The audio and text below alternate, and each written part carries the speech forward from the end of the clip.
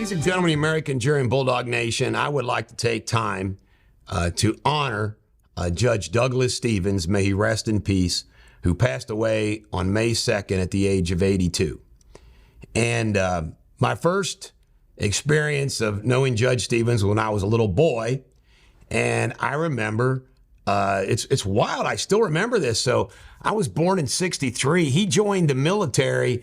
He volunteered in Vietnam in 67 through 69. But I remember Judge Stevens coming as a young man, coming out to our house in a uniform. He volunteered to serve in the Army during the Vietnam period. That says a lot, doesn't it? But anyway, he became my dad's law partner. So I knew him from being my dad's law partner. And then he got elected to Kenton District Judge. And then he got elected to Kenton Circuit Judge, where he was there for about 25 years. And Judge Stevens was a really good guy, but he was very tough. He was very strong. He told me I gave him one of the best compliments he'd ever given. One day in chambers, I said to him, I said, you know, Judge, you remind me of a federal judge. You ought to be a federal judge. His whole demeanor, the way he ran his courtroom, the way he judged, he really just, seemed to me like he ought to be a federal judge. But he was a great judge, but he was tough. Now, this was a transformation with me with Judge Stevens. When I became a young lawyer, and I just remember this, I'm a young lawyer, whippersnapper. He's my dad's former law partner, and he was tough on me. And to be candid with you, when I began practicing law, I kind of got the impression he didn't like me.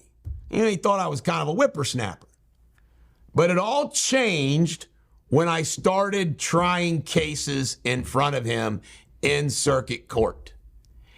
And I won my very first plaintiff's medical malpractice case in his courtroom. And when you start, this is something that judges respect you more when you're in the game, when you're in the trenches. And I just know I earned his respect. I felt it. And he was an outstanding judge and a good guy. He was like, oh, here's the other thing that I loved about him. Boy, have times changed. I never forget, I was in a courtroom with him, and I think it was not in the courtroom, in the chambers with him, and I think it was Tom Nienaber, which was funny too. Tom Nienaber was chewing gum, and Stephen said, "Mr. Nienaber, will you please remove your gum?" I mean, that's the kind of thing you don't chew gum in front of Judge Stevens. But I think it was either Tom Nienaber or Jim Walterman. I forget who it was, but he said in chambers when there was some court of appeals decision.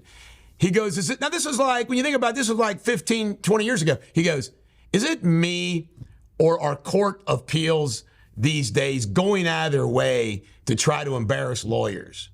And although he might tell Tom Nienaber to take out his gum in chambers, Judge Stevens always let a lawyer be a lawyer. And he never tried to embarrass you or upset you, which is so today. Things have changed so much in the practice of law. Thank God I'm retired. And the judiciary. It's just not as like it once was. And Judge Stevens was one of those Fourth Circuit judges when I started practicing law in the heyday in Kenton County. Judge Goodenow, Judge Dunn, Judge Galeese, and Judge Stevens. It was a different time. Now, I want to close with this. Two other more stories about Judge Stevens. One, and I've quoted him on this, I'll never forget when in the courtroom, when this was when the Commonwealth attorney, it was after Don Buring, and Bill Crockett was the Commonwealth attorney, and it wasn't going very well. And he gave this little speech where he used the words, "I weep for our community of how justice is being administered." It was moving. Now, I'm going to close with this. One day I'm sitting in Judge Stevens' courtroom waiting for my case to be called at a hearing. And a woman, a black woman, was standing before him charged with drug possession. And she had worked out a plea. And she was standing before the judge a plea. And he gave this absolute wonderful speech and words to her that showed understanding and justice and mercy and empathy and compassion all woven together, including how through this poor choice, she really harmed no one but herself. She didn't harm anyone. She didn't sell drugs. This was a possession case.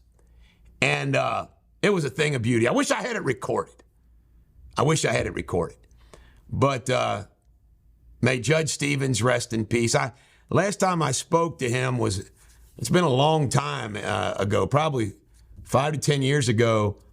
I needed a reference on someone that he knew, and I called him, and he gave me the reference. But he was a good judge.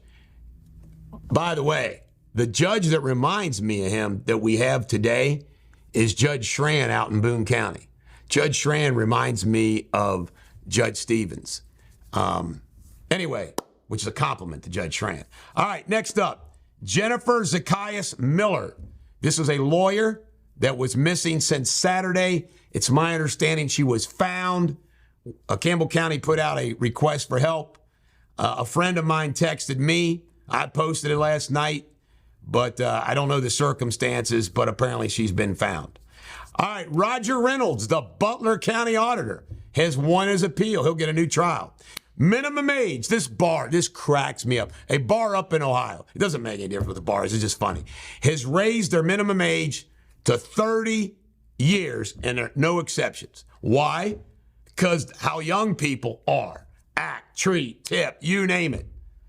I mean, it's pretty cool. By the way, just so you know, a bar can make their own rules as long as they're in the law. Jay Sardinia, dentist, sentenced 20 years for unlawful distribution of controlled substances, which led to a death. This must have been far worse than met the eye for him to get 20 years. This is the Bulldog. Every dog has their day. Have a great day.